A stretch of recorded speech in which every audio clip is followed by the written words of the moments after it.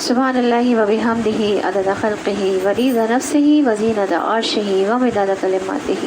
اللہم صلی علی محمد وعلی آل محمد کما صلیت علی ابراہیم وعلی آل ابراہیم انک حمید مجید۔ اللہم بارک علی محمد وعلی آل محمد کما بارکت علی ابراہیم وعلی آل ابراہیم انک حمید مجید۔ اعوذ باللہ من الشیطان الرجیم، بسم اللہ الرحمن الرحیم۔ رب اشرح لی صدری ویسر لی امری واحلل عقدۃ من لسانی یفقہوا قولی، رب زدنی علما، اللہم فقہنا فی الدین، آمین یا رب العالمین۔ السلام علیکم ورحمۃ اللہ وبرکاتہ۔ پارہ ہے 24 فمن اظلم، نصف آخر۔ آغاز ہوتا ہے سورہ مومن کی آیت نمبر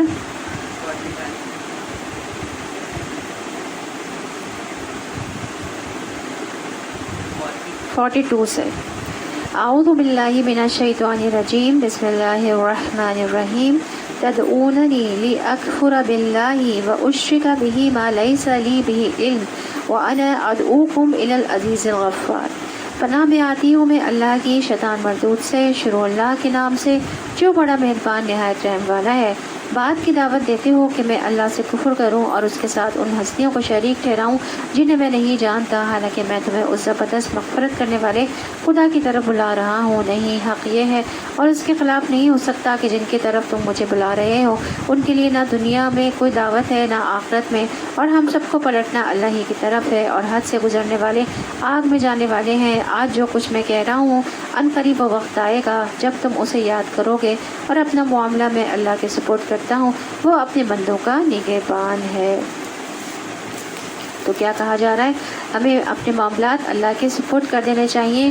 رات کو سوتے وقت جب ہم لیٹتے ہیں تو اس وقت ہم شعوری طور پر یہ دعا مانگا کریں، اللہم لک اسلمت وبک آمنت وعلیک توکلت وعلیک انبت وبک خاصمت وعلیک حکمت فاغفر لی ما قدمت وما اخرت وما اسررت وما اعلنت وما انت عالم بہ منی، انت المقدم وانت المؤخر لا الہ الا انت لا الہ غیرک۔ آخر تک یہ دعا ہے۔ پھر اسی طرح وہ دعا بھی جس میں آتا ہے اللہم اسلمت وجہی الیک وفوضت امری الیک والجأت ظہری الیک رغبۃ ورہبۃ الیک لا ملجا ولا منجا منک الا الیک، اللہم آمنت بکتابک الذی انزلت وبنبیک الذی ارسلت۔ اے اللہ، میں نے اپنا چہرہ تیرے سپورٹ کر دیا، اپنا معاملہ تجھے سپورٹ کر دیا، تجھے سونپ دیا۔ میں نے تیرے ثواب کی توقع اور تیرے عذاب کے ڈر سے تجھے ہی پوشت پناہ بنا لیا۔ تجھ سے بھاگ کر کہیں پناہ اور نجات کی جگہ نہیں مگر تیرے ہی پاس۔ اے اللہ، میں تیری کتاب پر ایمان لایا جسے تو نے نازل کیا، اور میں تیرے نبی پر ایمان لایا جسے تو نے بھیجا۔ تو یہاں پہ جو یہ پشت کا لفظ استعمال ہوا ہے، ظہر، بیک کو کہتے ہیں کہ میں نے تیری طرف لگا دیا، یعنی میری ٹوٹل ریلائنس جو ہے وہ اے اللہ آپ پر ہے۔ میں نے اپنی پوری ٹیک آپ مطلب ہوتا ہے نا یوں ٹیک لگا دینا، پشت ظاہر کا لفظ استعمال ہوا اس میں، یوں تو مطلب میں نے ٹیک لگا لی ہے، آپ سے سہارا لے لیا، آپ سے میں نے پوری ٹیک ادھر ہی لگا دی ہے، پورے کا پورا بھروسہ تجھ پر ہی ہے اور اسی میں میں کمفرٹیبل ہوں۔ یعنی جب انسان کسی چیز کے ساتھ ٹیک لگا دیتا ہے تو پھر کیا ہوتا ہے، اس طرح انسان اپنے معاملات اللہ کے سپورٹ کر دیتا ہے تو وہ ریلیکس ہو جاتا ہے۔ اب وہ کرے گا، میں نے جو کرنا تھا کر لیا، باقی اللہ کے ذمہ۔ ہمیں بس بھروسہ کرنے کا کہا گیا ہے کہ بس مجھ پہ بھروسہ کر کے تو دیکھو، میں تمہارے معاملات جو ہیں سنوار دوں گا سارے۔ تو ہمیں اللہ سے ہی رجوع کرنا چاہیے۔ اب یہ جو دعا بتائی انہوں نے، یہ تو رات میں کہی گئی ہے کہ سوتے وقت شعوری طور پر یہ دعا مانگیں، مطلب یہ ہمیں دعا پڑھنی چاہیے۔ اللہم لک اسلمت، یہ رات کی جو سونے کے اذکار ہے نا، ایاک نستعین میں ہے، یہ رات میں سونے والے اذکار، تو یہ ہمیں رات میں پڑھ کر سونے چاہیے۔ اس میں یہ دعائیں ہیں ساری۔ آخرکار ان لوگوں نے جو بری سے بری چالیں اس مومن کے خلاف چلیں، اللہ نے ان سب سے اس کو بچا لیا۔ وہ جو ایک مومن تھا اس کے خلاف جو فرعون کے درمیان میں اٹھا تھا، اور جب موسیٰ علیہ السلام کی فیور کی تھی اس نے، تو اس کے خلاف لوگوں نے چالیں بھی چلی تھی، تو اللہ تعالیٰ نے ان سب سے اس کو بچا لیا۔ لیکن جو اللہ کا ساتھ دیتا ہے نا اور حق بات کہتا ہے تو اللہ تعالیٰ بے خوف ہو کے تو پھر اللہ تعالیٰ جو ہے نا اس کا ساتھ دیتے ہیں، اس کو بچا لیتے ہیں. اور فرعون کے ساتھی خود بدترین عذاب کے پھیر میں آ گئے. دوزخ کی آگ ہے جس کے سامنے صبح و شام وہ پیش کیے جاتے ہیں، اور جب قیامت کی گھڑی آ جائے گی تو حکم ہوگا کہ آل فرعون کو شدید تر عذاب میں داخل کرو. یعنی کہ ابھی بھی وہ دوزخ کی آگ ہے جس کے سامنے وہ صبح شام پیش کیے جاتے ہیں جب سے وہ اس دنیا سے گئے ہیں، ان پر عذاب نازل ہوئے. اور قیامت کی گھڑی جب آئے گی تو ان کو حکم ہوگا کہ آل فرعون کو شدید تر عذاب میں داخل کرو. یہ کون سی جگہ ہے جہاں آگ ہوتی ہے؟ یہ برزخ کا ذکر ہو رہا ہے. نبی کریم صلی اللہ علیہ وسلم جب معراج پر تشریف لے گئے تھے تو آپ کو آل فرعون آگ پر جاتی دکھائی گئی تھی کہ برزخ میں انہیں آگ پر پیش کیا جاتا ہے. اس سے قبر کے عذاب کا ثبوت ملتا ہے.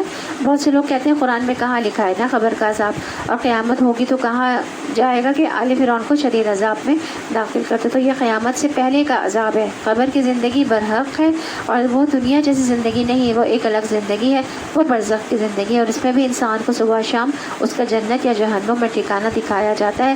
جیسے آل فرعون صبح و شام پیش کیے جاتے ہیں. قبر کے اندر مردے کو اگر جنتی ہو تو جنت کا ٹھکانہ، اور اگر جہنمی ہو تو جہنم دکھائی جاتی ہے، اور کہا جاتا ہے کہ یہ تیرا ٹھکانہ ہے یہاں تک کہ قیامت کے دن اللہ تجھے اٹھائے گا. تو قبر کے عذاب سے بھی ڈرنا چاہیے کیونکہ وہی ہمارا پہلا مرحلہ ہے.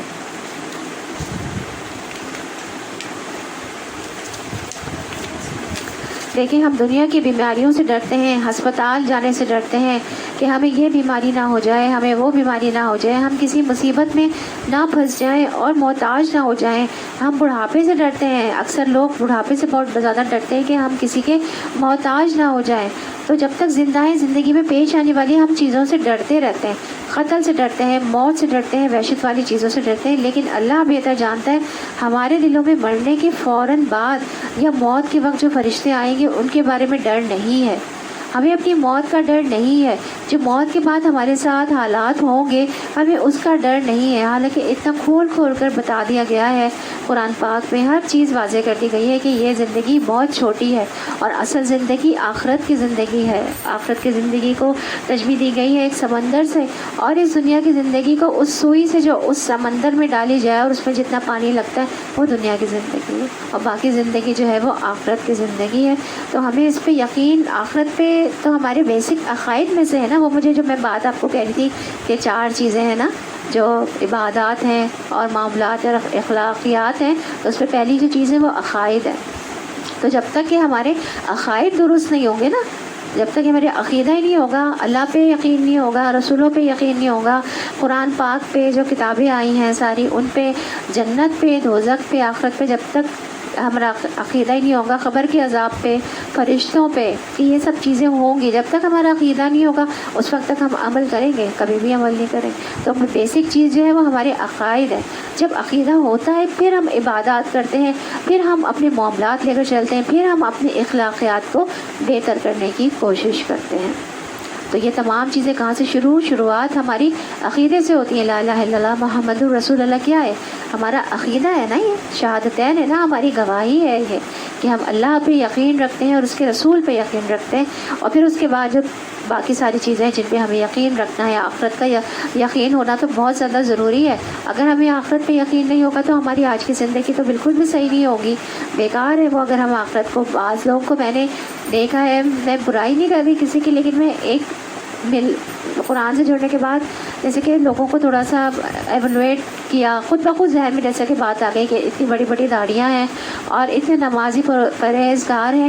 تو جب آخرت کے بارے میں پوچھا، ان سے بات کی، تو کہنے لگے ہاں سنا ہے کہ آئے گی آخرت. تو آپ یہ دیکھیں کہ ہم کتنا وہ ہے نا، بظاہر ہم عبادت کو کیا لے رہے ہیں، آخرت کا عقیدہ ہم مسلمانوں کا بھی نہیں ہے. کیا کہا انہوں نے؟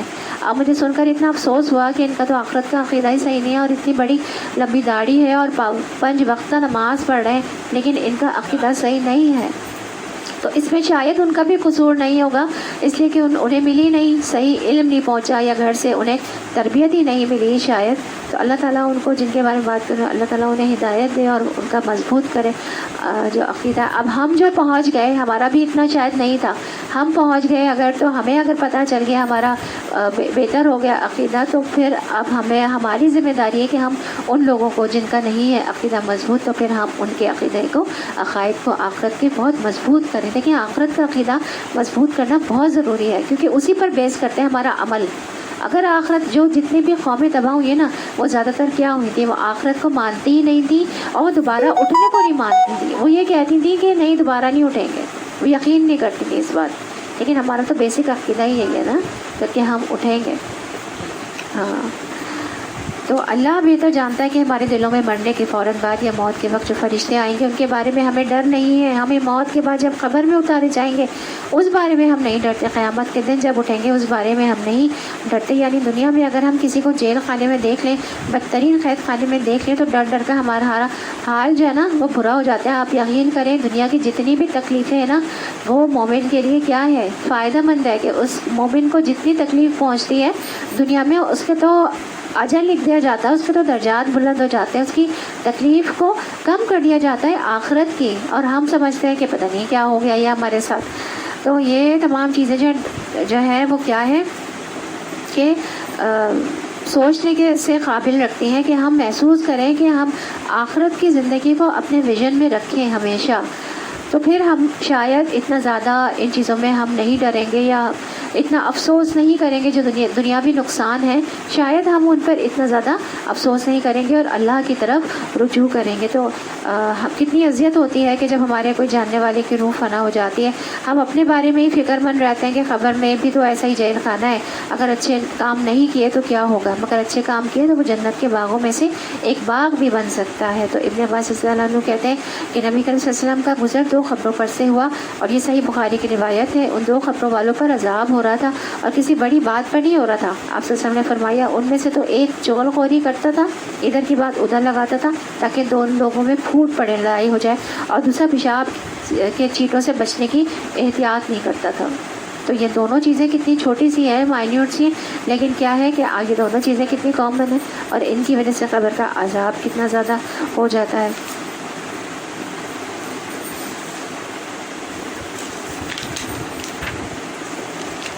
پھر ذرا خیال کرو اس وقت کا جب یہ لوگ دوزخ میں ایک دوسرے سے جھگڑ رہے ہوں گے، پھر وہ دوزخ میں بھی وہ تمام لوگ جھگڑیں گے ایک دوسرے سے.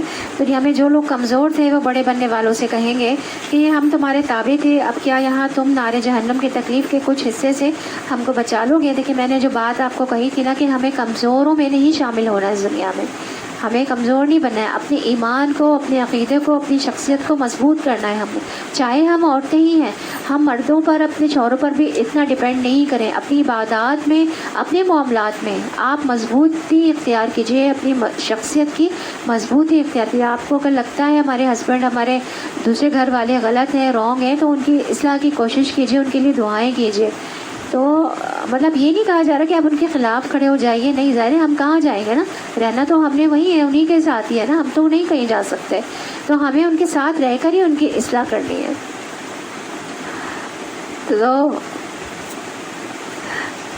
تو ہمیں بہت اپنی شخصیت کو مضبوط کرنا ہے اور اس شخصیت کی مضبوطی کے لیے ہمیں قرآن پاک سے تعلق جوڑنا بہت ضروری ہے. دیکھیں عورتیں عام طور پر ایموشنلی کمزور ہوتی ہیں، مردوں سے کمزور ہوتی ہیں نا. مردوں کا جو ہوتا ہے عقیدہ، عورتیں عام طور پر اتنی ہوتی نہیں ہے نا. تو ضروری ہے کہ عورتوں کو بھی قرآن پاک پڑھنا چاہیے. عام طور پر لوگ ضروری نہیں سمجھتے کہ بس گھر کے کام کے لیے ہے یا بچے پیدا کرنے کے لیے یا کھانے پکانے کے لیے، ہمارے خیال رکھنے کے لیے. یہ نہیں، مردوں کو چاہیے کہ وہ اس کی بھی تعلیم دیں، قرآن پاک کی بھی عام دنیاوی تعلیم بھی دیں، اس سے بھی کانفیڈنس آتا ہے. لیکن بولڈ نہیں بننے دینا بچیوں کو، بولڈنس نہیں آنی چاہیے. بولڈنس میں پھر وہ غلط فیصلے کرتی ہیں. کانفیڈنس ہونا چاہیے لیکن بولڈ نہ ہو، بولڈنس نہیں آنی چاہیے. روک کے رکھیں بچوں کو، تھوڑا سا ڈراتے رہیں. تھوڑا باہر جاتی ہیں تھوڑا سا چیک کریں ان کو اور ان کو ڈرائیں بھی. ایسا نہیں ایک دم چھوڑ دیں کہ ہاں وہ جو ہے وہ باہر کی دنیا آپ کو نہیں پتا کہ وہ کس سے مل رہی ہے، کون کیسا ہے. آ کے بچے، آج کل کے بچے بھی بہت زیادہ چالاک ہیں، آ کے بات کچھ اور کرتے ہیں، بات کچھ اور ہو رہی ہوتی ہے، آ کے بات کچھ اور. آپ پیچھے سے بھی کسی اور سورس کے ذریعے سے بھی، ان کے دوستوں کے خود سے بھی بات چیت کریں، ان کے ذرا چیک بھی کر سکتے ہیں. آپ بیگس وغیرہ بھی چیک کر سکتے ہیں، ماں باپ کو اجازت ہے چیک کر سکتے ہیں. آپ ان کے والیٹس، ان کے فون کالز چیک کر سکتے ہیں. آپ ان کے لیپ ٹاپ پہ کیا سرفنگ کرتے ہیں وہ بھی چیک کر سکتے ہیں. تو بچوں کو چیک کرنا بھی ضروری ہے. ان کو شرمندہ نہیں کرنا، ان کو شرمندہ کر کے ان کی اصلاح نہیں کرنی ہے، ان کو طریقے سے اصلاح کرنی ہے. ٹھیک ہے. تو یہ جب ہم خود صحیح ہوں گے نا تو بچے ہمیں دیکھ کے صحیح ہوں. جب ہم خود ہی صحیح نہیں ہیں, ہم خود غلط کام کر رہے ہیں اور بچے کو کہہ رہے ہیں کہ یہ تم غلط کام کرو, اس کو صحیح کرو, بچے آگے سے جواب دیتا ہے آپ بھی تو کرتے ہیں ایسا, تو تھوڑی اصلاح ہوگی. ہم خود صحیح ہوں گے نا پھر ہمارے بچے خود ہی صحیح ہو جائیں. رول ماڈل ہونا ہے نا, بچے دیکھ کر کرتے ہیں. آپ چاہے ان کو کتنا بتا دیں لیکن بچے جو ہے نا وہ دیکھ کر جو سیکھتے ہیں نا وہ اصل میں وہی چیز ہوتی ہے. تو ماں باپ کو ہی رول ماڈل ہونا ہے. وہ بڑے بننے والے جواب دیں گے ہم سب یہاں ایک حال میں ہیں اور اللہ بندوں کے درمیان فیصلہ کر چکا ہے. پھر یہ دوزخ میں پڑے ہوئے لوگ جہنم کے اہلکاروں سے کہیں گے اپنے رب سے دعا کرو کہ ہمارے عذاب میں بس ایک دن کی تخفیف کر دے. وہ پوچھیں گے کیا تمہارے پاس تمہارے رسول بینات لے کر نہیں آتے رہے تھے؟ وہ کہیں گے ہاں. جہنم کے اہلکار بولیں گے پھر تو تم یہ دعا کرو اور کافروں کی دعا اکارت ہی جانے والی ہے. یقین جانو کہ ہم اپنے رسولوں اور ایمان لانے والوں کی مدد اس دنیا کی زندگی میں بھی لازماً کرتے ہیں اور اس روز بھی کریں گے جب گواہ کھڑے ہوں گے. تو اللہ تعالیٰ نے کتنا صاف صاف سنا دیا کہ ایمان لانے والوں اور میری حکمات اور میری اطاعت کرنے والوں کیا ہے, اس دنیا میں بھی تمہاری مدد کی جائے گی اور آخرت میں بھی تمہاری مدد کی جائے گی. جب ظالموں کو ان کی معذرت کچھ بھی فائدہ نہ دے گی اور ان پر لعنت پڑے گی اور بدترین ٹھکانہ ان کے حصے میں آئے گا. آخر دیکھ لو کہ موسیٰ کی ہم نے رہنمائی کی اور بنی اسرائیل کو اس کتاب کا وارث بنا دیا جو عقل و دانش رکھنے والوں کے لیے ہدایت و نصیحت تھی. پس اے نبی صلی اللہ علیہ وسلم صبر کرو, اللہ کا وعدہ برحق ہے. اپنے قصور کی معافی چاہو اور صبح شام اپنے رب کی حمد کے ساتھ اس کی تسبیح کرتے رہو. حقیقت یہ ہے کہ جو لوگ کسی سند و حجت کے بغیر جو ان کے پاس آئی ہو اللہ کی آیات میں جگڑ رہے ہیں. میں نے یہ بھی دیکھا ہے والدین خود تو دین پر ہوتے ہیں, مطلب ان کے اندر عاجزی ہوتی ہے, ان کے ساتھ ہی تقویٰ ہوتا ہے, لیکن بعض والدین کو میں نے دیکھا ہے کہ وہ بچوں کو بس دنیا میں ہی کی طرف لگا دیتے ہیں. یہ بھی غلط ہے.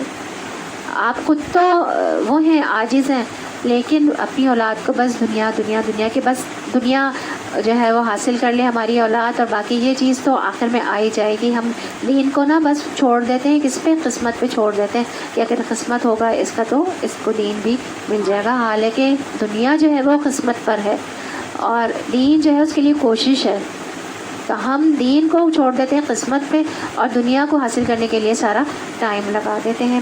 ان کے دلوں میں کبر بھرا ہوا ہے مگر وہ اس بڑائی کو پہنچنے والے نہیں ہے جس کا وہ گھمنڈ رکھتے ہیں. پس اللہ کی پناہ مانگ لو, وہ سب کچھ دیکھتا اور سنتا ہے. آسمان اور زمین کا پیدا کرنا انسان کو پیدا کرنے کی بنسبت یقیناً زیادہ بڑا کام ہے مگر اکثر لوگ جانتے نہیں ہیں. اور یہ نہیں ہو سکتا کہ اندھا اور بینا یکساں ہو جائے اور ایمان دار و صالح اور بدکار برابر ٹھہریں. مگر تم لوگ کم ہی کچھ سمجھتے ہو. یقیناً قیامت کی گھڑی آنے والی ہے, اس کے آنے میں کوئی شک نہیں ہے مگر اکثر لوگ نہیں مانتے. تمہارا رب کہتا ہے کہ مجھے پکارو, میں تمہاری دعائیں قبول کروں گا. جو لوگ گھمنڈ میں آ کر میری عبادت سے منہ موڑتے ہیں ضرور وہ ذلیل و خوار ہو کر جہنم میں داخل ہوں گے.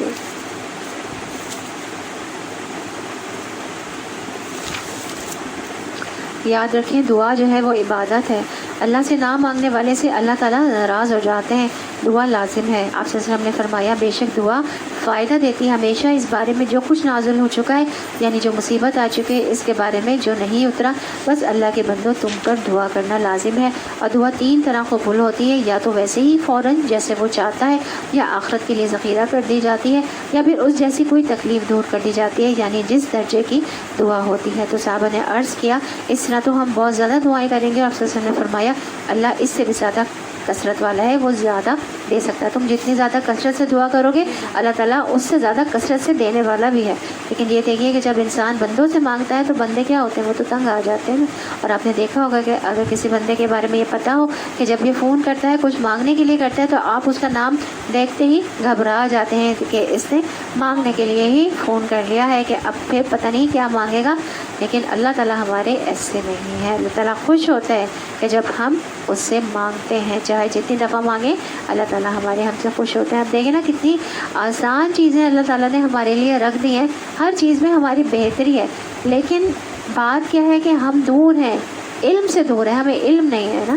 اور پھر ہماری تربیتیں, ہم کس ماحول میں پیدا ہوئے, اور ہماری اب ظاہر جب ہم چھوٹے ہوتے ہیں تو ہمیں نہیں پتہ ہوتا, جو والدین کہہ رہے ہوتے ہیں جیسا گھر کا ماحول ہوتا ہے ہم سب وہی لے کے چل رہے ہوتے ہیں نا. اب نبی کریم صلی اللہ علیہ وسلم کو بھی آپ دیکھیں کہ 40 سال کی عمر میں عام طور پر جو انسان کی دوسری زندگی شروع ہوتی ہے, ایک جو اصلاح ہوتی ہے نا وہ 40 سال پہ نبوت ملی ہے تقریباً تمام ان کو جو نبی تھے. تو 40 سال ایک ایسی عمر ہوتی ہے کہ انسان اس وقت بہت میچور ہوتا ہے. تو عام طور پر لوگوں کو اسی وقت زیادہ رہنمائی یا ہدایت ملتی ہے، کیونکہ 40 سال تک عام طور پر ان کی زندگی مکمل جو دنیاوی ضرورت ہے نا وہ جاب بھی لگ جاتی ہے، ان کی شادیاں ہو جاتی ہیں، بچے ہو جاتے ہیں. پھر 40 سال کے بعد ان کی یہ والی مطلب ان کی یہ چیز شروع ہو جاتی ہے. تو آپ دیکھیں کہ اگر 40 سال میں بھی شروع ہو رہی ہے تو اٹس ناٹ بیڈ کہ اس وقت بھی اگر ہمیں مل جائے ہدایت مل جائے تو کوئی بات نہیں ہے. بعضوں کے گھروں کی تربیت اتنی اچھی ہوتی ہے، ماں باپ کی خود کی تربیت اتنی اچھی ہوتی ہے کہ وہ بچپن سے ہی بہت اچھا لے کے چل رہے ہوتے ہیں اور بہت کامیاب رہتے ہیں، وہ دنیا میں بھی کامیاب رہتے ہیں اور سمجھ ہوتی ہے پھر ان کے پاس نا بہت. تو وہ بلیسنگ ہے پھر کہ ان کی تربیت اتنی اچھی ہے. تو چلیں کوئی بات نہیں، اگر ہم نہیں کسی کو ملی ہے، اس کو 40 پر بھی مل رہی ہے تو اس کو اڈاپٹ کر لینا چاہیے پھر اس چیز کو نا. اگر آ گئی ہے ہدایت آ گئی ہے تو پھر اس کو چھوڑ نہ دیں. جس عمر میں بھی مل جائے، عام طور پر مل جاتی ہے 40 میں لوگ میں عقل آ جاتی ہے اس عمر میں، کہ شعور آ جاتا ہے اس عمر میں. تو یہ کہ پھر ہاں اس عمر میں بھی بعد میں بھی ہوتا ہے بعض دفعہ اپنے آپ کو ہم دنیا میں اتنا زیادہ مصروف کر لیتے ہیں نا کہ وہ اگر آتی بھی ہے تو ہم نہیں اس کی طرف دھیان نہیں دیتے. تو کہنے کا مقصد یہ ہے کہ جب آپ کے پاس آ جائے نا ہدایت آئے پہلی دفعہ یا کلک ہونے لگے آپ کے ہاں یہ صحیح نہیں ہے، یہ چیز غلط ہے، تو پھر اس وقت آپ کا دل خود بخود اس کی طرف ہوگا. آپ کے گھر والے روکیں گے، رکاوٹ آئے گی جب آپ جائیں گے نا دین کی طرف. آپ کے اپنے ہی گھر والے روکیں گے، آپ کے اپنے ہی جو قریبی لوگ ہوں گے نا. عام طور پر شوہر بہت زیادہ روکتے ہیں عورتوں کو، نہیں کرنے دیتے کہ بگڑ جائیں گی، یہ پتہ نہیں کیا سیکھیں گی، ہمیں دیکھنا پڑے گا. عام طور پر شوہروں کی طرف سے بہت زیادہ ہوتا ہے کہ پتہ نہیں کیا سیکھیں گی یہ جا کے. اور اس کے علاوہ اگر والدین بھی ہیں تو والدین کا انفلوئنس بھی اتنا زیادہ. اگر جوانی میں کوئی بچہ جانا چاہتا ہے نا تو اگر دنیا بھی ہے، جیسے کہ میں نے مولانا طارق جمیل کے بارے میں سنا تھا کہ وہ ہاں ان کے والد نے ان کو نکال دیا تھا پڑھائی کے لیے. وہ ڈاکٹر کیا شاید ہو گیا تھا، ان کا فرسٹ ایئر تھا، وہ چھوڑ کر وہ اس طرف آئے تھے تو ان کے والد نے ان کو گھر سے ہی نکال دیا تھا. تو اللہ تعالیٰ دیکھیں اب ان کو کتنا بڑا رتبہ جو ہے وہ ان کو ملا. تو اللہ کی طرف سے ہے یہ. بعض ہوتے ہیں والدین نہیں بچوں کو اپنے دین کی طرف آنے دیتے یا بہت زیادہ ان کا رجحان ہوتا ہے کہ بچے ہمارے، لیکن اگر بچہ کوئی آنا چاہے تو اس کو جانے دیں، اس کو سپورٹ کرنا چاہیے. لیکن اگر خود والدین صحیح ہوں گے تو سپورٹ کریں گے نا. اگر والدین کی خود کی تربیت نہیں ہے تو پھر کہاں سے وہ سپورٹ کریں گے.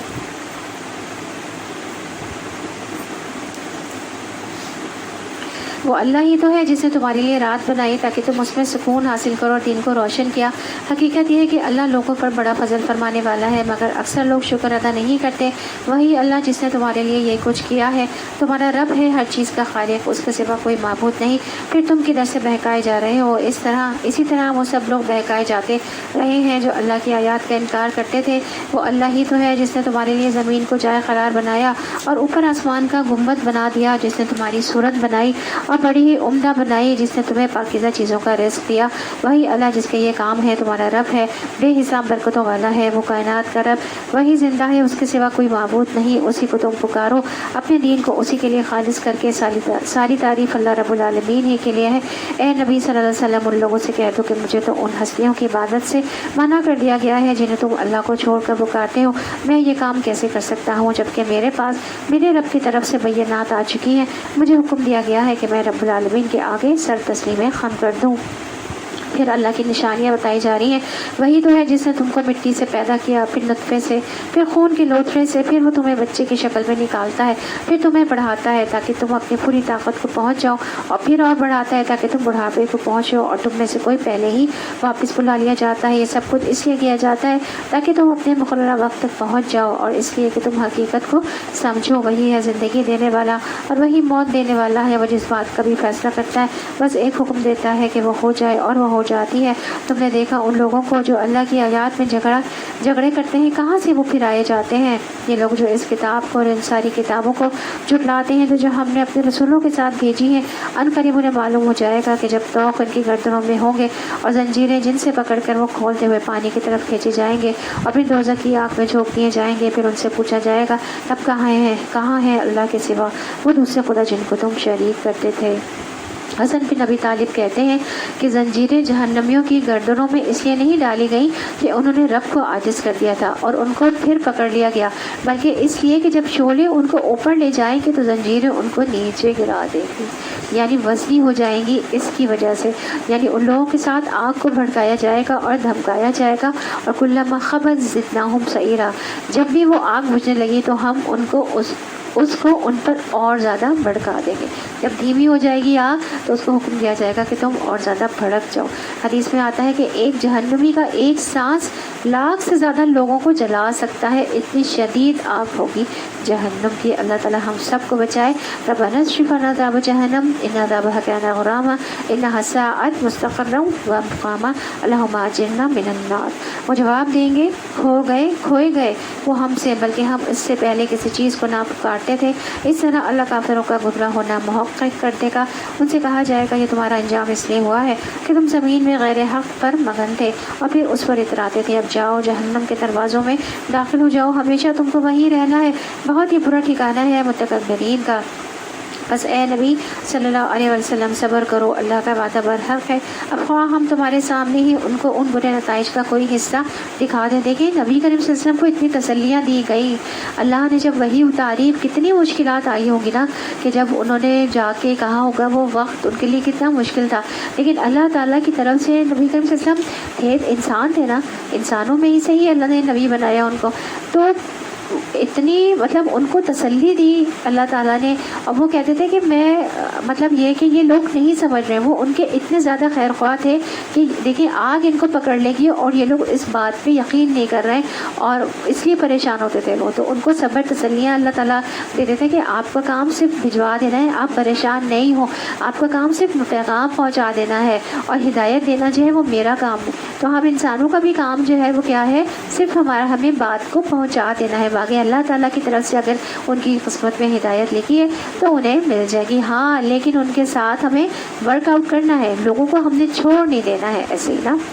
جو آ رہے ہیں ان کی بہت زیادہ ہیلپ کرنی ہوتی ہے۔ اگر کوئی دین کی طرف آ رہا ہے تو اس کی مدد بہت زیادہ کرنی ہے، اس کو طرح طرح سے اس کو مشکل ہو رہی ہے تو اس کی مشکلات کو ہم نے دور کرنا ہے، اس کو اچھے اخلاق سے اپنے دین میں جو ہے وہ ثابت قدم رکھنا ہے اور اس کے جانے نہیں دینا۔ مجھے یاد ہے ہماری کلاس میں جب ہم لوگ میں جاب بھی کر رہی ہوتی تھی تو میں کبھی نہیں بھی جا رہی ہوتی تھی، دل ہٹ جاتا تھا تو میں چھوڑ دیتی تھی، نہیں جانا چھوڑ دیتی تھی، ایک ہفتے میں جاتی، تو پیچھے سے کلاس میں ہماری باجیاں، ہماری جو دوسری اسٹوڈنٹس ریگولر ہوتی تھی، ہمیں فون کر کے بلاتی تھی۔ میرا کیا تعلق تھا ان سے، کچھ بھی نہیں، ایک دو دفعہ ان سے ملے ہوئے کلاس میں، لیکن وہ فون نمبر ہوتے تھے سب کے پاس، تو وہ فون کر کے ہمیں بلاتی تھی کہ آفس میں میرے فون آتا تھا کہ آپ کیوں نہیں آ رہی ہیں، تو اتنے عرصہ ہو گیا، آپ اتنی لمبی چھٹیوں پر ہیں، آپ کیوں نہیں آ رہی۔ تو عورتیں جو ہیں وہ ساری جو اسٹوڈنٹس تھیں خواتین، وہ فون کر کے ہمیں بلاتے، تو اچھا لگتا تھا، یہ بات اتنی دل کو لگتی تھی کہ دیکھو ان کو کتنا ہمارا خیال ہے کہ ہمیں فون کر رہی ہیں، پوچھ رہی ہیں،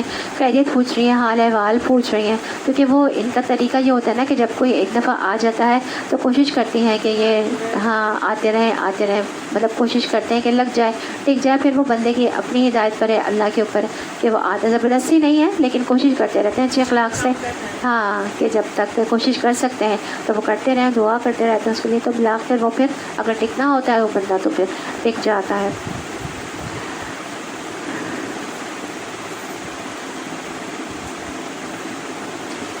کہاں تک بن گیا تھا؟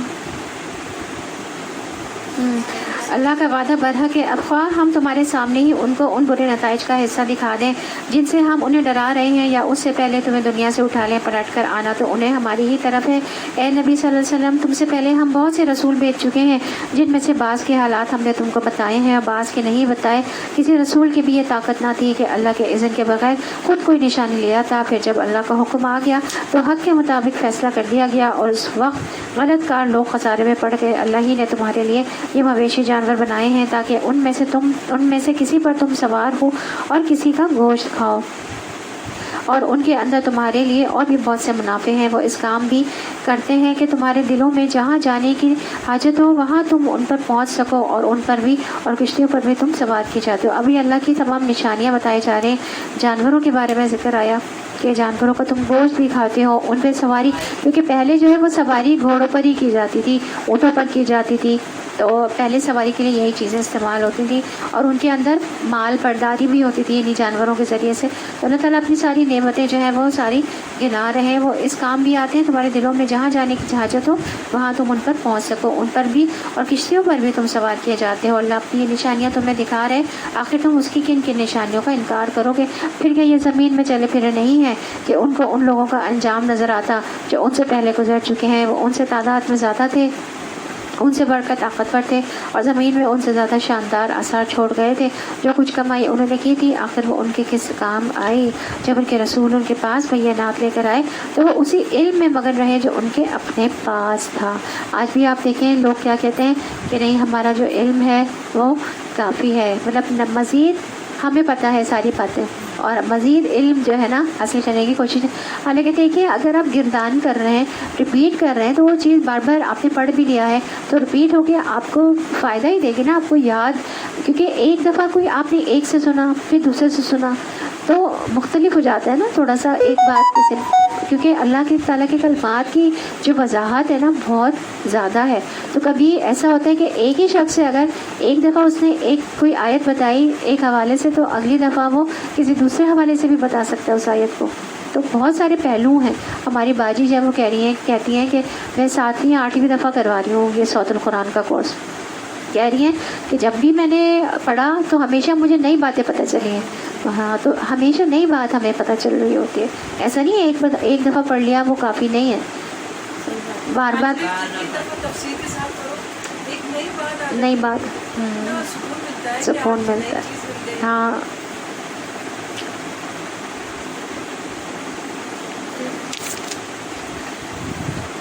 تو آج بھی یہی حال ہے، قرآن کی تعلیم کا انتظام بھی ہے، لیکن اکثر لوگ خود مسلمان بھی ہیں اس علم میں مگن ہے جو دنیا کا ہے، کیونکہ دنیا کے فائدے چاہتے ہیں، اور قرآن کو پس پش ڈال رکھا ہے کہ بعد میں صحیح، ہم کیا کرتے ہیں بعد میں صحیح، بعد میں دیکھیں گے، فری ٹائم میں دیکھیں گے، ریٹائرمنٹ کے بعد دیکھیں گے، جب ہم فارغ ہو جائیں گے تو فارغ تو کبھی بھی پوری زندگی آپ ہوتے نہیں ہیں۔ تو جوانی میں ہی ہے اصل نہ پڑھنے کا۔ جب انہوں نے ہمارا عذاب دیکھ لیا تو پکار اٹھے کہ ہم نے مان لیا اللہ وحدہ لا شریک کو، اور ہم انکار کرتے ہیں ان سب معبودوں کا جنہیں ہم اس کا شریک ٹھہراتے تھے، مگر ہمارا عذاب دیکھ لینے کے بعد ان کا ایمان ان کے لیے کچھ بھی نافع نہ ہو سکتا تھا، کیونکہ یہی اللہ کا مقرر ضابطہ ہے جو ہمیشہ اس کے بندوں میں جاری رہتا ہے۔ اور اس وقت کافر لوگ خسارے میں پڑ گئے۔ تو یہاں پہ ہماری سورہ المومن جو ہے وہ مکمل ہوئی۔ اب شروع ہوتی ہے سورہ حامیم سجدہ۔ بسم اللہ الرحمن الرحیم۔ حامیم تنزیل من الرحمن الرحیم، کتاب فصلت آیاتہ قرآنا عربیا لقوم یعلمون۔ شروع کرتی ہوں اللہ کے نام سے جو بڑا مہربان نہایت رحم والا ہے۔ اس سورت کو سورہ فصلت بھی کہا جاتا ہے۔ حامیم، یہ خدائے رحمان اور رحیم کی طرف سے نازل کردہ چیز ہے، ایک ایسی کتاب جس کی آیات کھول کھول کر بیان کی گئی ہیں۔ عربی زبان کا قرآن ان لوگوں کے لیے جو علم رکھتے ہیں، بشارت دینے والا اور ڈرا دینے والا، مگر ان لوگوں میں سے اکثر نے اس سے روح گردانی کی اور وہ سن کر نہیں دیتے، کہتے ہیں جس چیز کی طرف تو ہمیں بلا رہا ہے اس کے لیے ہمارے دلوں پر غلاف چڑھے ہوئے ہیں۔ آپ دیکھیں اس سے پہلے بھی جو سورت ہم نے پڑھی تھی اس میں بھی شروع میں ہی قرآن کا ہی ذکر تھا، اور اس سورت میں بھی قرآن کی اور عربی زبان کی بات کی گئی ہے، اور کیا بتایا گیا ہے کہ بشارت دینے والا اور ڈرانے والا علم ہے، مگر ان لوگوں میں سے اکثر نے اس کی روح گردانی کی اور وہ سن کر نہیں دیتے، کہتے ہیں جس چیز کی طرف تو ہمیں بلا رہا ہے اس کے لیے ہمارے دلوں پر غلاف چڑھے ہوئے ہیں۔ وہ کیا کہتے تھے؟ ہمارے دلوں پہ غلاف ہے، تو یہ چیز جو ہے نا اثر نہیں کرے گی، ہمارے کان بہرے ہو گئے اور ہمارے اور تیرے درمیان ایک حجاب حائل ہو گیا، تو اپنا کام کر، ہم اپنا کام کیے جائیں گے۔ اے نبی صلی اللہ علیہ وسلم ان سے کہو میں تو ایک بشر ہوں تم جیسا، مجھے وحی کے ذریعے سے بتایا جاتا ہے کہ تمہارا خدا تو بس ایک ہی خدا ہے، لہٰذا تم سیدھے سیدھے اسی کا رخ اختیار کرو اور اسی سے معافی چاہو۔ تباہی ہے ان مشرکوں کے لیے جو زکوٰۃ نہیں دیتے اور آخرت کے منکر ہیں، رہے وہ لوگ جنہوں نے مان لیا اور نیک اعمال کیے، ان کے لیے یقیناً ایسا اجر ہے جس کا سلسلہ کبھی ٹوٹنے والا نہیں ہے۔ اے نبی صلی اللہ علیہ وسلم ان سے کہو کیا تم اس خدا سے کفر کرتے ہو اور دوسروں کو اس کا ہمسر ٹھہراتے ہو جس نے زمین کو 2 دنوں میں بنا دیا؟ وہی تو ساری جہاں والوں کا رب ہے۔ اس نے زمین کو وجود میں لانے کے بعد اوپر سے اس پر پہاڑ جما دیے اور اس میں برکتیں رکھ دی، اور اس کے اندر سب مانگنے والوں کے لیے ہر ایک کی طلب و حاجت کے مطابق ٹھیک اندازے سے خوراک کا سامان مہیا کر دیا۔ یہ سب کام 4 دن میں ہو گئے۔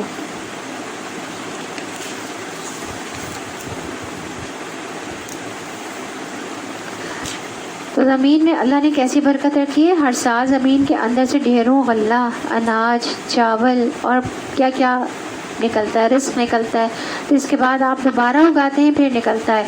آپ ایک بیج ڈالتے ہیں، وہ 700 بیج بن جاتا ہے۔ تو یہ کس فیکٹری سے بن کے نکلتا ہے؟ دنیا کی فیکٹریز پہ تو ہم جو ڈالیں اتنا ہی نکلے گا، بعض اوقات اس سے بھی کم ہی ہو جاتا ہے۔ تو یہ زمین میں اللہ تعالیٰ نے برکتیں رکھی ہیں، اور اس کے علاوہ بھی جو انسانوں کی ضروریات ہیں، گیس، تیل وغیرہ، وہ سب چیزیں بھی وقت کے ساتھ ساتھ دریافت ہوتی چلی جا رہی ہیں، اور انسان اس سے فائدہ اٹھا رہا ہے۔ اللہ تو کن کہہ کر سب کچھ پیدا کر سکتا ہے، تو 2 دن میں یہ کیا، 4 دن میں یہ کیا، یہ ہمیں بتایا جا رہا ہے۔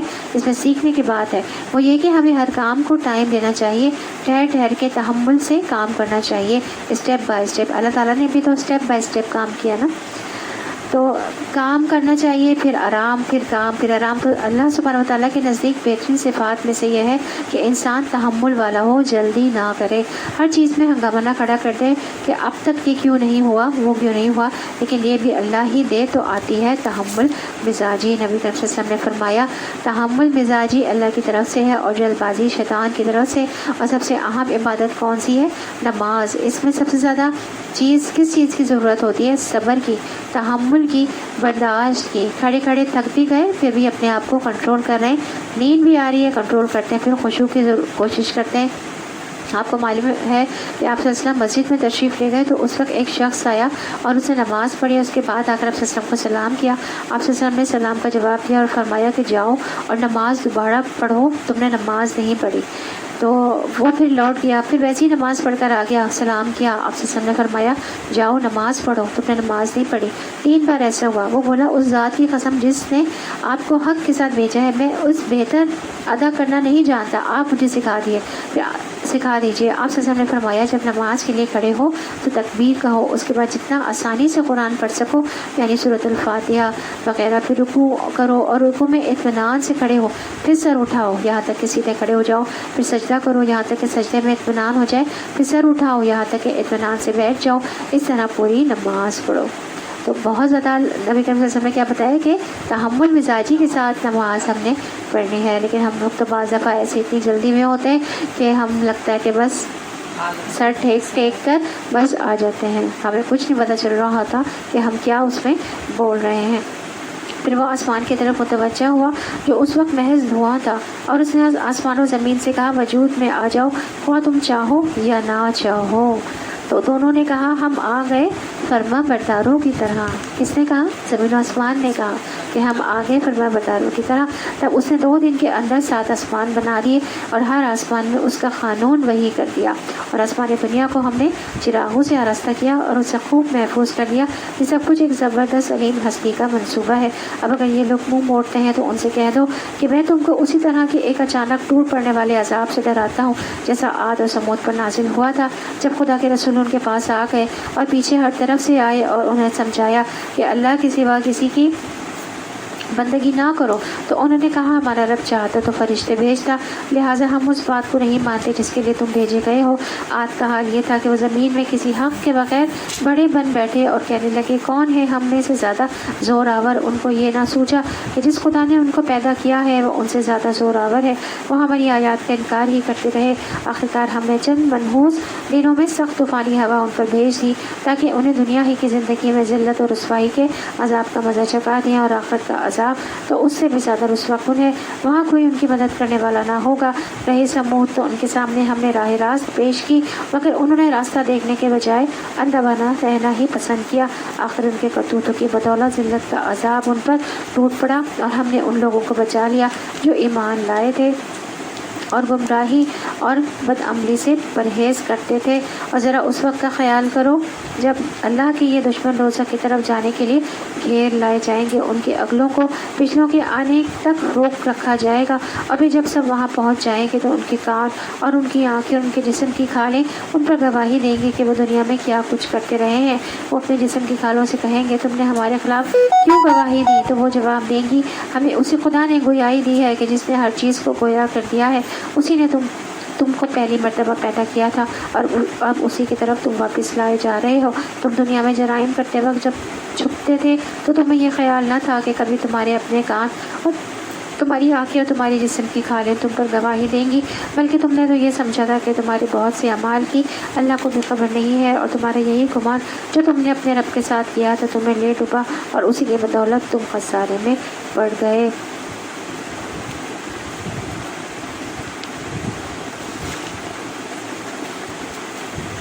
تو یاد رکھیے اچھے گمان کے ساتھ اچھا عمل بھی ضروری ہے. گمان اچھا ہو، سوچ پازیٹیو ہو اور اس کے بعد عمل بھی اچھا ہو تو انسان کو جو اس کا خیال ہوتا ہے پازیٹیو خیال وہ اس کو ڈرائیو کرتا ہے، اسی طرف لے کے جاتا ہے. جب ہم نیگیٹو سوچتے ہیں تو پھر چیزیں ساری نیگیٹو ہونا شروع ہو جاتی ہیں، لیکن جب ہم پازیٹیو سوچتے ہیں تو چیزیں جو ہے وہ ساری پازیٹیو ہی ہوتی چلی جاتی ہیں. حسن بصری کہتے ہیں کچھ لوگوں کو ان کی آرزوؤں نے غفلت میں ڈالے رکھا یہاں تک کہ وہ اس دنیا سے اس حال میں نکلے کہ ان کے لیے ایک بھی نیکی نہیں تھی. جب ظن ہی نہیں ہوتا، خیال ہی نہیں ہوتا نیکی کا تو پھر نیکی کہاں سے کرتے پھریں گے نا. لیکن یہ بھی یاد رکھیں کہ صرف خیال یا گمان یا آرزو یا تمنا کی بنا پر جنت نہیں ملے گی. انسان کہے مجھے جنت کی بڑی خواہش ہے اور بڑا شوق ہے جانے کا، تو اس کو لے کر کچھ بھی نہ مطلب کیا کرے، ورنہ تمہاری آرزوؤں پر موقف ہے نہ اہل کتاب کی آرزوؤں پر. جو بھی برا کرے گا اسے جزوی جزا دی جائے گی. اس لیے اللہ کے سوا کوئی دوست نہ پائے گا اور نہ ہی کوئی مددگار. تو جو شخص نیک کاموں میں کوئی نیک کام کرے، مرد ہو یا عورت، اور وہ مومن ہو، تو یہ لوگ جنت میں داخل ہوں گے. کھجور کی گٹلی کے نقطے کے برابر بھی ان پر ظلم نہ کیا جائے گا. تو اس سے پتہ چلتا ہے کہ جنت میں جانے کے لیے ہمیں عمل چاہیے اور وہ برے اعمال سے زیادہ ہونے چاہیے.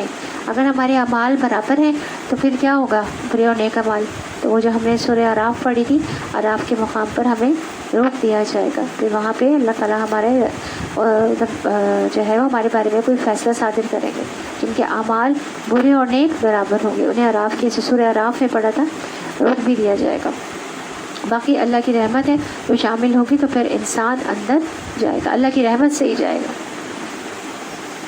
تو اس حال میں وہ سب یعنی کہ ہمیں اگر ہم نیکیاں کر رہے ہیں، دیکھیں تقویٰ جو ہے نا وہ اصل میں یہی ہے جو ہمیں کہا جاتا ہے نا، رمضان کا جو مقصد بھی ہے تقویٰ کا حصول ہے. جو تقویٰ کی اصل ڈیفینیشن ہے نا وہ کیا بتاتے ہیں علماء کرام، وہ یہ بتاتے ہیں کہ جس چیز کا حکم اللہ نے دیا ہے اس کو اختیار کر لو اور جس چیز سے رک جانے کا حکم دیا ہے اس سے رک جاؤ.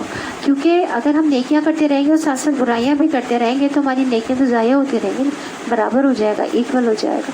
تو اس لیے نیکیاں کریں تو ساتھ ساتھ برائیاں کو ہم نے مائنس کرتے چلے جانا ہے ہماری، تاکہ نیکیاں قبول بھی ہوں. جو ہم نے 7-8 اعمال شروع میں پڑھے تھے بالکل شروع میں کہ ہم نیکیوں کو ضائع کرنے والے اعمال جو تھے تو خاص طور پر ان پر فوکس کر کے ہمیں فوکس کرتے رہنا چاہیے ان پہ کہ کہیں جو ہے یہ ہمارے اعمال ضائع نہ ہو جائے.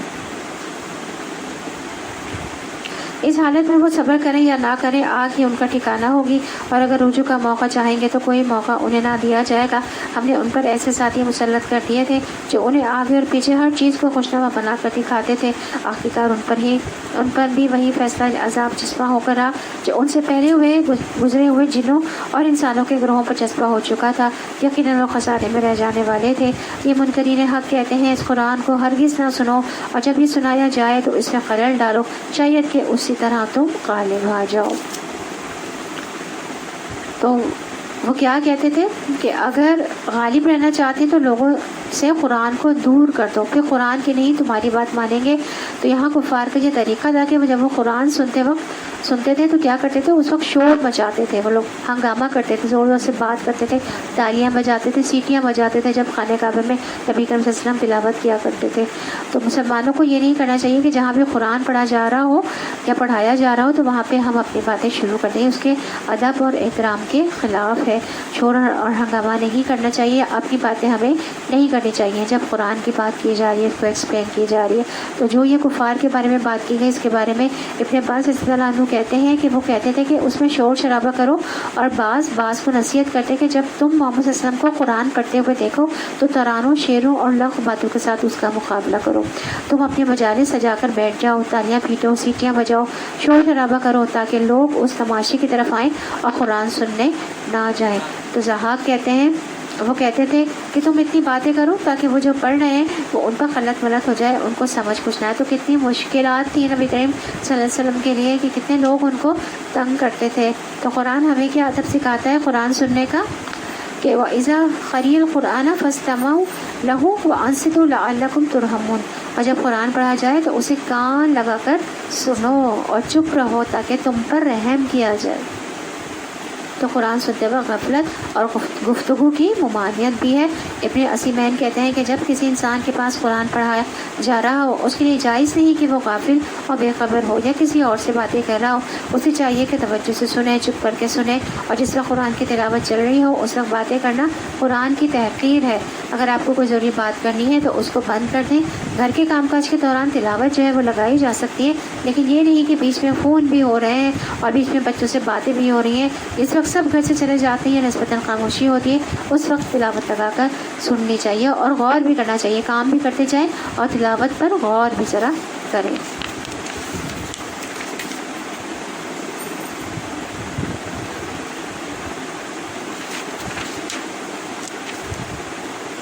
ان کافروں کو ہم سخت عذاب کا مزہ چکھا کر رہیں گے، اور جو بدترین حرکات یہ کرتے رہے ان کا پورا پورا بدلہ انہیں دیں گے. وہ دوزخ ہے جو اللہ کے دشمنوں کو بدلے میں ملے گی، اسی میں ہمیشہ ہمیشہ کے لیے ان کا گھر ہوگا. یہ ہے سزا اس جرم کی کہ وہ ہماری آیات کا انکار کرتے رہے. وہاں یہ کافر کہیں گے کہ اے ہمارے رب ذرا ہمیں دکھا دے ان جنوں اور انسانوں کو جنہوں نے ہمیں گمراہ کیا تھا. ہم انہیں پاؤں تلے رون ڈالیں گے تاکہ وہ خوب ذلیل و خوار ہوں. جن لوگوں نے کہا کہ اللہ ہمارا رب ہے اور پھر وہ اس پر ثابت قدم رہے، یقیناً ان پر فرشتہ نازل ہوتے ہیں اور ان سے کہتے ہیں کہ نہ ڈرو نہ غم کرو اور خوش ہو جاؤ اس جنت کی بشارت سے جس کا تم سے وعدہ کیا گیا ہے.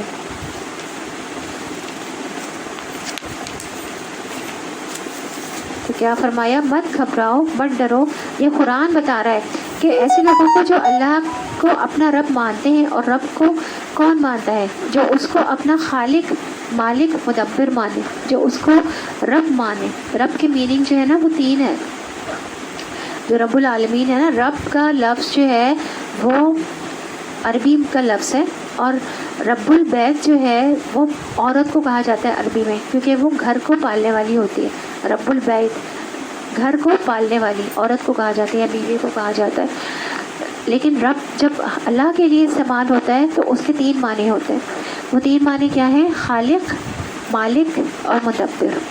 خالق مطلب پیدا کرنے والا، ہمیں کریٹ کیا نا، کریٹر ہے.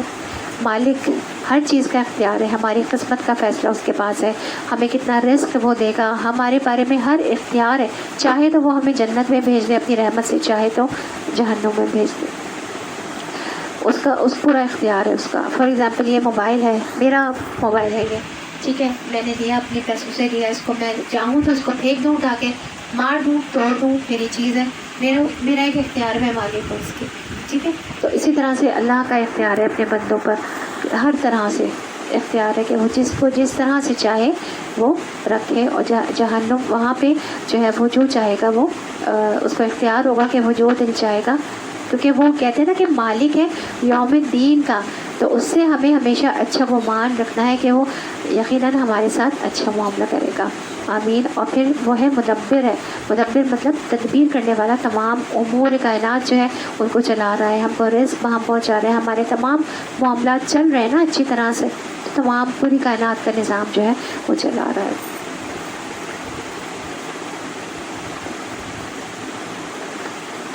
تو کیا کہا کہ اور جو رب کو رب مانتا ہے پھر وہ اس کی عبادت کے لیے بھی دوڑتا ہے، اس کے دین کی خدمت کے لیے بھی دوڑتا ہے، تو ایسے لوگوں کی مدد ہوتی ہے. اور پھر فرشتے ان کے پاس آ کر ان کو وسپر کرتے ہیں. آج اگر پابندیاں برداشت کر لو تو کوئی بڑی بات نہیں ہے. آپ یقین کریں کہ دل میں بات آ جاتی ہے جب کوئی ذرا سا ڈپریشن ہوتا ہے، نماز میں وہ بات خود بخود ذہن میں آ جاتی ہے. اور ویسے بھی دل میں کوئی نہ کوئی بات ایسی آ جاتی ہے کہ جب اگر ہم دور ہو رہے ہوتے ہیں یا ہمارے شیطان بہکارا ہوتا ہے تو اللہ کی طرف سے بہت مدد ہوتی ہے، اور خود بخود جو ہے وہ باتیں جو ہے وہ اللہ کی طرف سے القاء ہو جاتی ہیں، اور اللہ کی طرف سے خاص طور پر مدد کی جاتی ہے لوگوں کی جو کہ اس کے عبادت کے لیے دوڑتا بھی اور دین کی خدمت کے لیے بھی دوڑ لگاتا ہے۔ نبی کریم صلی اللہ علیہ وسلم نے فرمایا جو لوگ مسجدوں کی میخیں ہوتے ہیں، یعنی جیسے میخیں گاڑ دی جاتی ہیں، ہمیشہ آپ کو وہاں ملیں گی، کیل جھکا ہوا ہوتا ہے، کچھ لوگ ہمیشہ آپ کو مجلس میں ملیں گے، فرشتے ان کے ہم نشین ہوتے ہیں، ان کے ساتھی ہوتے ہیں، اگر وہ غائب ہو تو ان کو تلاش کرتے ہیں کہ آج کہاں گئے، اگر بیمار ہو تو عیادت کرتے ہیں، کسی کام میں مصروف ہوں تو ان کی مدد کرتے ہیں۔ یہ نئی بات پتہ چلی نا، آج فرشتے جو ہیں وہ مدد کرتے ہیں، جو عبادت کے لیے دوڑ رہا ہے اور اس کے دین کی خدمت کے لیے کر رہا ہے، اللہ کے دین کی جو خدمت کر رہا ہے اس کے لیے اللہ تعالیٰ کیا کرتے ہیں، ایسے لوگوں کی مدد کرتے ہیں فرشتوں کے ذریعے۔ وہ وسپر بھی کرتے ہیں آ کے، اور اگر وہ نہیں ہے، غیر حاضر ہیں، تو ان کو ڈھونڈتے ہیں، تلاش کرتے ہیں کہ آج کہاں گئے، اور عیادت کرتے ہیں ان کی، اور کسی کام میں مصروف ہوں تو ان کی مدد بھی کرتے ہیں۔ ہم اس دنیا کی زندگی میں تمہارے ساتھی ہیں اور آخرت میں بھی۔ کیا کہتے ہیں فرشتے؟ ہمیں دنیا کی زندگی میں بھی تمہارے ساتھی، اللہ تعالیٰ کی مدد جو ہے مختلف طریقوں سے ہوتی ہے، اور فرشتوں کے ذریعے بھی مدد ہوتی ہے، غیبی مدد بھی ہوتی ہے، لوگوں کے ذریعے بھی مدد ہوتی ہے۔ تو فرشتے بھی کیا کہتے ہیں، ہم دنیا میں بھی تمہاری مدد کریں گے اور آخرت میں بھی۔ آخرت میں بھی فرشتے ہمیں پل صراط بھی پار کرائیں گے، ہمیں قبر سے نکال کر ہمیں سواریوں میں بٹھا کر فرشتے ہمیں لے کر جائیں گے اللہ تعالیٰ کے ساتھ ہر لمحے پہ۔ وہاں پہ آخرت میں بھی فرشتے ہماری مدد کو موجود ہوں گے، ہم اکیلے نہیں ہوں گے۔ وہاں جو کچھ تم چاہو گے تمہیں ملے گا، اور ہر چیز جس کی تم تمنا کرو گے وہ تمہاری ہوگی۔ یہ ہے سامان ضیافت اس ہستی کی طرف سے جو غفور الرحیم ہے، اور اس شخص کی بات سے اچھی بات اور کس کی ہوگی جس نے اللہ کی طرف بلایا اور نیک عمل کیا اور کہا کہ میں مسلمان ہوں۔ اور اے نبی، نیکی اور بدی یکساں نہیں ہے، تم بدی کو اس نیکی سے دفع کرو جو بہترین ہے۔ تم دیکھو کہ تمہارے ساتھ جس کی عداوت پڑی ہوئی تھی وہ جگری دوست بن گیا ہے۔ دیکھیں کتنی بڑی بات ہے نا اس میں، کہ تم بدی کو اس نیکی سے دفع کرو، کہ تمہارا دوست، تمہارا بھائی اگر تمہارے ساتھ کوئی کڑوی بات کہہ دے تو تم چپ کر جاؤ، برداشت کر لو، صبر کر لو، تو اللہ تعالیٰ تم اس کو تمہارا جگری دوست بنا دے گا۔ صبر کرنے کے بہت فائدے ہوتے ہیں۔ آپ نے جس کے ساتھ صبر کیا ہے نا، جس کی بات کو برداشت کر لیا ہے، اس کے دل میں اللہ تعالیٰ ضرور آپ کے لیے بعد میں نرمی ہمدردی پیدا کر دیتے ہیں۔ جس نے زیادتی کی ہے نا، اس کے لیے نرمی ہمدردی پیدا کر دیتے ہیں اللہ تعالیٰ، وہ آپ کا دوست بن جاتا ہے۔ یہ ہماری غلطی ہوتی ہے، ہم معاف نہیں کرتے ہیں اس کو، لیکن ہمیں معاف کر دینا چاہیے۔ ہمیں اس وقت پتہ چل جاتا ہے کہ یہ دیکھو ہمارا دوست بن گیا ہے، اور ہمیں چیزیں سمجھ آ رہی ہوتی ہیں، لیکن بس ہماری انا جو ہے نا وہ ہمیں آگے بڑھنے سے روک دیتی ہے کہ اس نے ایسا کیا تھا، ویسا کیا تھا۔ حالانکہ لوگ ہمارے پاس خود آ جاتے ہیں، خود آتے ہیں لوگوں سے زیادتیاں اگر ہو جاتی ہیں نا ہماری طرف، اور اگر ہم نے صبر کر لیا، چپ ہو گئے، تو لوگ پھر خود آ جاتے ہیں آپ کی طرف، آگے بڑھ کے خود آتے ہیں۔ تو کیا کہا اللہ تعالیٰ نے، جس کی عداوت پڑی ہوئی تھی وہ تمہارا جگری دوست بن جائے گا۔ یہ صرف نصیب نہیں ہوتی مگر ان لوگوں کو جو صبر کرتے ہیں، اور یہ مقام حاصل نہیں ہوتا مگر ان لوگوں کو جو بڑے نصیبے والے ہوتے ہیں۔ تو صبر کرنے والے کون ہوتے ہیں؟ نصیب والے ہوتے ہیں۔ تو ہمارے یہاں تو نصیب والے کون ہوتے ہیں؟ جس کے پاس مال و دولت ہے نا، جس کے پاس مال و دولت ہے، اور اس کے بعد دنیا ہی دنیا ہے، تو بڑے ہی نصیب والے ہیں، ہے نا۔ صبر والے مسکین ہیں وہ بیچارے، وہ تو بس ایسے ہی ہیں، مسکین ہیں، صبر کرتے، ان کی کوئی عزت نہیں ہے۔ غریب کی واقعی کوئی عزت نہیں ہے۔ لوگ بھی کس کے پاس جاتے ہیں؟ جو پیسے والا، اس سے انسپائر ہوتے ہیں۔ اللہ کے پاس ہے نا، یہ دنیا وقتی ہے نا، وہاں پہ دیکھیں گے نا جا کے کیا ہوگا، اصل میں تو وہاں پہ ہوگا نا۔ تو واقعی آپ دیکھیں لوگوں کا جو کرائٹیریا ہے، عام طور پر لوگوں کا، بہت کم ایسے لوگ ہوتے ہیں جو کہ واقعی لوگوں کو صحیح پہچان پاتے ہیں اور ان کی قدر کرتے ہیں، لیکن اکثر لوگ جو ہے نا وہ قدر نہیں کرتے، وہ کیا کرتے ہیں، یہ تو ایسا ہی ہے۔ لیکن اصل میں کون ہے جو صبر کرنے والا ہوتا ہے؟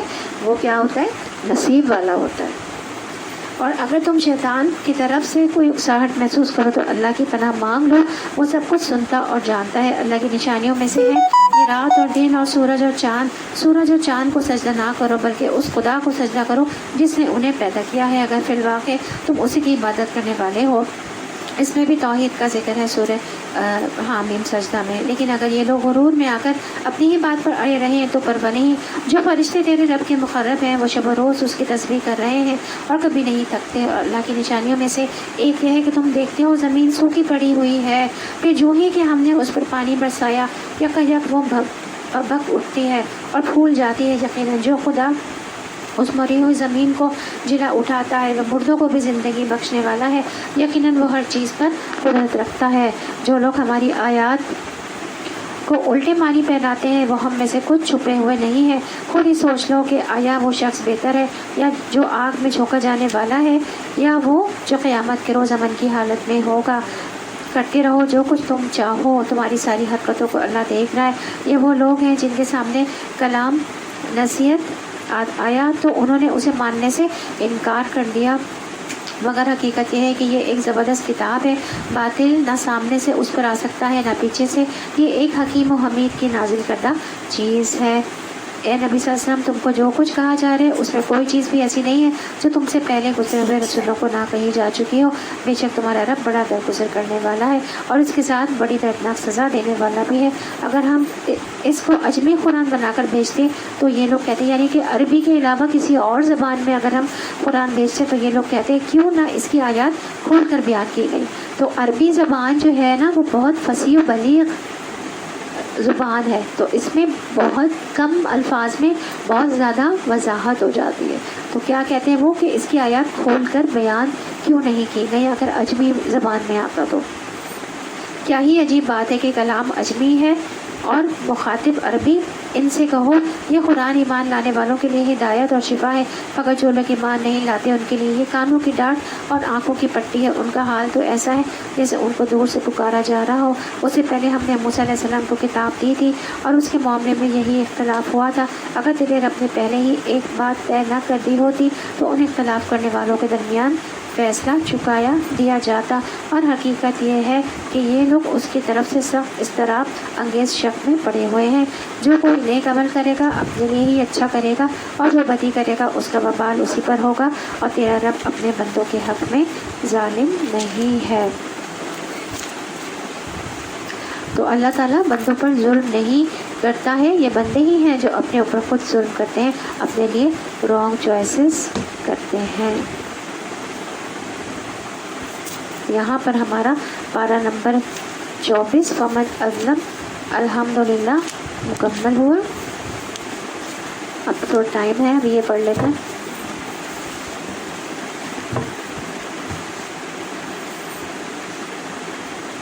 کل ہم نے صدقہ و خیرات کا مہینہ پڑھ لیا تھا نا۔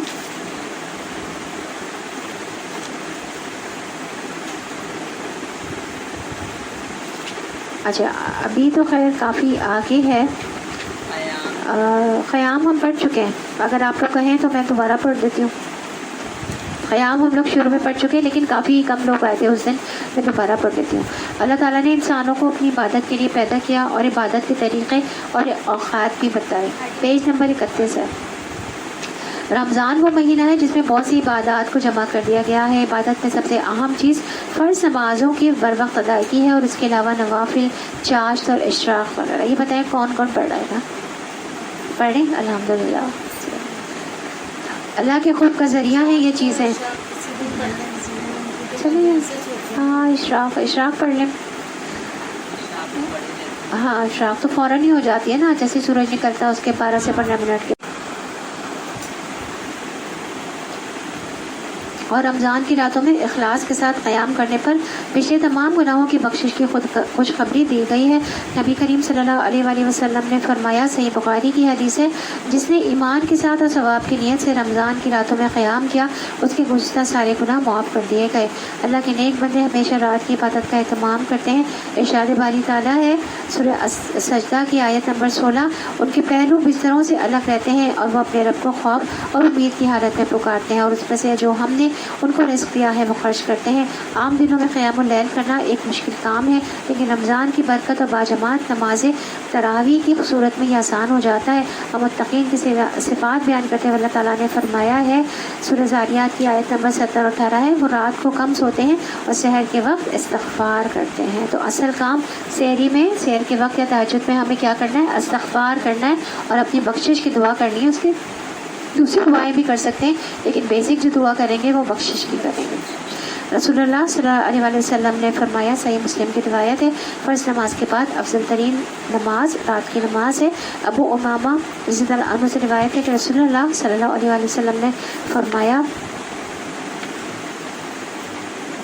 تہجد ضرور پڑھا کرو کیونکہ وہ تم میں سے پہلے صالحین کی روش ہے اور تمہارے لیے اپنے رب کے قرب کا وسیلہ ہے، تو گناہوں کو مٹانے کا ذریعہ اور گناہوں سے بچنے کا سبب بھی ہے۔ رمضان میں تراویح پڑھنا سنت ہے اور نبی صلی اللہ علیہ وسلم کے قول و فعل دونوں سے ثابت ہے۔ آپ صلی اللہ علیہ وسلم اپنے صحابہ کو بھی قیام رمضان کی ترغیب دیا کرتے تھے۔ تراویح جماعت کے ساتھ پڑھنا زیادہ افضل ہے۔ آپ صلی اللہ علیہ وسلم نے اپنے گھر والوں اور بیویوں کو بھی تراویح کی جماعت میں شریک کیا اور طویل قیام کیا، خصوصاً آخری عشرے میں رات کے قیام کے لیے جگایا۔ حضرت ابو ذر رضی اللہ عنہ فرماتے ہیں کہ ہم نے رسول اللہ صلی اللہ علیہ وسلم کے ساتھ روزے رکھے، آپ صلی اللہ علیہ وسلم نے 23ویں رات تک ہمارے ساتھ رات کی نماز نہیں پڑھی، یعنی تراویح، پھر 23ویں رات کو ہمیں لے کر کھڑے ہوئے یہاں تک کہ تہائی رات گزر گئی، پھر 24ویں رات کو نماز نہ پڑھائی لیکن 25ویں رات کو آدھی رات تک نماز تراویح پڑھائی۔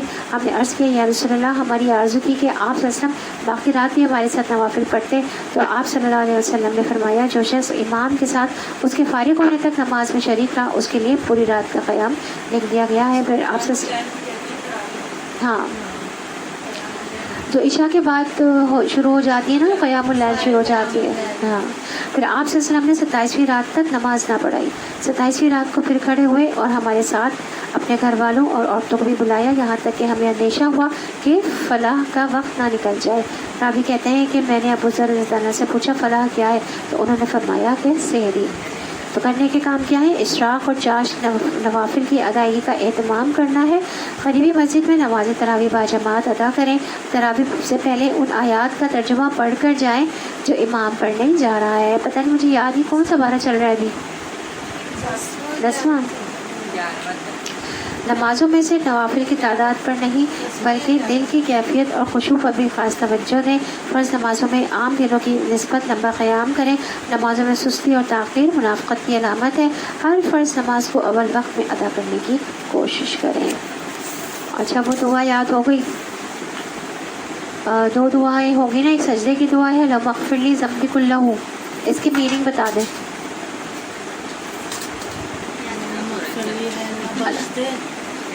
اللہم اغفر لی ذنبی کلہ،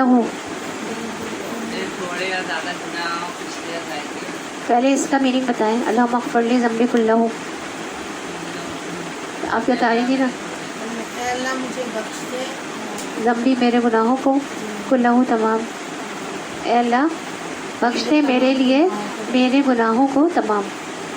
پھر اس کے ان گناہوں کی 3 سیٹ میں ہم نے خصوصیات، دقہ ہو جلہ ہو، دقہ ہو دقت سے پڑھا تھا کہ تھوڑے ہوں، جلہ ہو یا زیادہ ہو، اول ہو پہلے کے ہوں، آخرہ ہو بعد کے ہوں، اور علانیہ تھا اعلان سے، ظاہری ہو یا سرہ یا چھپ کر دیے۔ ایاک نستعین کتاب میں موجود ہے۔ اور سجدے کی جلسے کی دعا وہ تو بہت آسان تھی، 5 چیزیں تھیں، کس کس کو یاد ہوئی؟ وہ تو ایک ہی دفعہ پڑھنی ہے، باقی رکوع اور سجدے میں تو ہم 3 دفعہ پڑھتے ہیں نا، لیکن سجدے میں جلسے میں ہم 1 دفعہ ہی پڑھیں گے۔ اللہم اغفر لی وارحمنی وعافینی وہدینی وارزقنی، بہت آسان ہے۔ پہلے اللہم اغفر لی ہے، بخشش کی ہے، پھر وارحمنی وعافینی وہدینی کر لیں، وارزقنی، 5۔ تو آپ کوشش کریں تراویح میں پڑھا کریں، جلدی جلدی سے پڑھ لیا کریں، کوئی بات نہیں، جلدی سے پڑھ لیا کریں، جلدی سے پڑھ لیا کریں، 1 دفعہ ہوتا ہے، ہاں کیونکہ سجدے میں ٹائم نہیں دیتے وہ بالکل بھی دعا پڑھنے کا نا، تو اگر 1 دفعہ بھی پڑھ لیں تو پڑھ لیں، کیا ہوگا، وہ پڑھ جیسے ہی اللہ اکبر کہتے ہیں آپ اٹھ جائیں۔ آپ کی نیت تو تھی نا 3 دفعہ پڑھنے کی، اور ہاں اب جلسے میں 1 ہی دفعہ ہے تو وہ تو جلدی سے پڑھ لیا جاتا ہے، اللہم اغفر لی وارحمنی وعافینی وہدینی وارزقنی۔ ہاں اس میں زیادہ ایڈ ہے نا، تو آپ 5 چیزیں جو ہے نا، ہاں 2 بار زیادہ اگر یاد ہو سکتے ہیں تو کر لیں، نہیں تو 4 چیزیں بھی ہیں، اللہم اغفر لی وارحمنی وہدینی وارزقنی بھی ہے، اور وعافینی بھی لگا دیں گے تو 5 ہو جائے گا۔ تو مختلف جگہ پہ یہ دعا مختلف ہے، کہیں 4 ہے، کہیں 5 ہے، کہیں 7 ہے۔ اس کو اسی طرح سے یاد کر لیں، تو پھر ہم اس کے بعد ہم التحیات کا ترجمہ پڑھیں گے اور درود شریف کا ترجمہ پڑھیں گے۔ اس کے بعد پھر نماز کے بعد کی 3 دعائیں ہیں نبی کریم صلی اللہ علیہ وسلم جو پڑھا کرتے تھے، فوراً بعد جو پڑھتے تھے نا، 3 چھوٹی چھوٹی سی دعائیں ہیں آدھی لائن کی، وہ یاد کر لیے، ٹھیک ہے؟ تو چلیں دعا کر لیتے ہیں۔ سبحانك اللهم وبحمدك أشهد أن لا إله إلا أنت أستغفرك وأتوب إليك. بسم الله الرحمن الرحيم. الحمد لله رب العالمين الرحمن الرحيم مالك يوم الدين إياك نعبد وإياك نستعين اهدنا الصراط المستقيم صراط الذين أنعمت عليهم غير المغضوب عليهم ولا الضالين آمين. اللهم صل على محمد وعلى آل محمد كما صليت على إبراهيم وعلى آل إبراهيم إنك حميد مجيد. اللهم بارك على محمد وعلى آل محمد كما باركت على إبراهيم وعلى آل إبراهيم إنك حميد مجيد. ربنا ظلمنا أنفسنا وإن لم تغفر لنا وترحمنا لنكونن من الخاسرين. ربنا آتنا في الدنيا حسنة وفي الآخرة حسنة وقنا عذاب النار. ربنا هب لنا من أزواجنا وذرياتنا قرة أعين واجعلنا للمتقين إماما. اللهم نسألك جنة الفردوس اللهم نسألك جنة الفردوس اللهم نسألك جنة الفردوس. اللهم إنا أعوذ بك من عذاب القبر اللهم إني أعوذ بك من عذاب جهنم ومن عذاب القبر ومن فتنة المحيا والممات ومن شر من فتنة المسيح الدجال. اللهم نسألك فضلا كبيرا اللهم نسألك من فضلك العظيم. رب ارحمهما كما ربياني صغيرا رب ارحمهما كما ربياني صغيرا رب ارحمهما كما ربياني صغيرا. ربنا تقبل منا إنك أنت السميع العليم وتب علينا إنك أنت التواب الرحيم آمين. اے اللہ پاک جس نے یہ بیان کیا جس نے بیان رکھایا اور جن لوگوں نے یہ بیان سنا ان کے دلوں کی جو بھی جائز خواہشات ہیں جائز دعائیں ہیں ان کو اپنے خاص کرم سے ان دعاؤں کو قبول فرما لیجیے. ہمارے گناہوں کو معاف فرما دیجیے ہماری بخشش کر دیجیے. اس ماہ مبارک کی رحمت و برکت سے اور اس ماہ مبارک میں یہ سجی اس محفل کی رحمت و برکت سے ہمارے سے راضی ہو جائیے اور ہمارے گناہوں کو معاف فرما دیجیے. جو رزق کی تنگیاں ہیں اللہ تعالیٰ انہیں کشادگی میں بدل دیجیے. جو بیمار ہیں اللہ تعالیٰ انہیں شفاء کاملہ نصیب فرما دیجیے. جو جن پریشانیوں میں گرے ہوئے ہیں اللہ پاک تمام مومن اور مومنات ان کو اپنے خاص کرم سے ان تمام پریشانیوں سے نکال دیجیے. اللہ تعالیٰ کل جس بچی کا یہاں پہ ایکسیڈنٹ میں ایک موت ہوئی ہے اللہ تعالیٰ اس کی مغفرت کریں اسے جنت میں جگہ عطا فرمائے اور اس کے والدین کو خاص طور پر بہت بہت صبر جمیل عطا فرمائے اللہ تعالیٰ اور ان کے دل پر اپنی خلقت اور اپنی محبت کا مرہم رکھ دیجیے. انہیں اپنی ہدایت نصیب فرمائیے اے اللہ پاک. انہیں آزمائش کی گھڑی میں انہیں ثابت قدم رکھیے اور اپنے دین کی طرف انہیں راغب کر دیجیے. آمین یا رب العالمین. اے اللہ پاک ہمارے جو والدین اس دنیا سے جا چکے ہیں ان کی بخشش اور مغفرت فرما دیجیے. ان کے درجات بلند کیجیے. ان کی خبر کو اس جنت کا ٹکڑا بنا دیجیے. یا اللہ پاک جو حیات ہیں ان کا سایہ ہمارے سروں پر رکھیے. یا اللہ پاک انہیں ان کی خدمت کرنے کی ہمیں توفیق نصیب فرمائیے. یا اللہ پاک انہیں صحت کے ساتھ اچھی زندگی نصیب فرمائیے. آمین. رب ارحمہما کما ربیانی صغیرا رب ارحمہما کما ربیانی صغیرا رب ارحمہما کما ربیانی صغیرا. ربنا تقبل منا انک انت السمیع العلیم وتب علینا انک انت التواب الرحیم. آمین. آپ دعائیں مانگ لیجیے.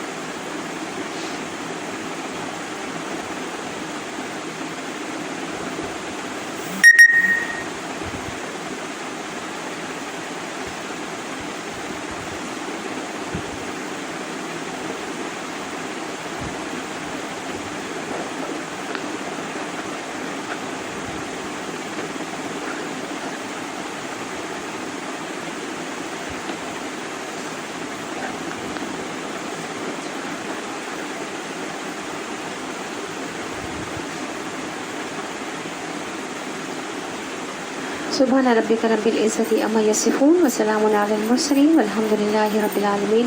السلام علیکم ورحمۃ اللہ وبرکاتہ.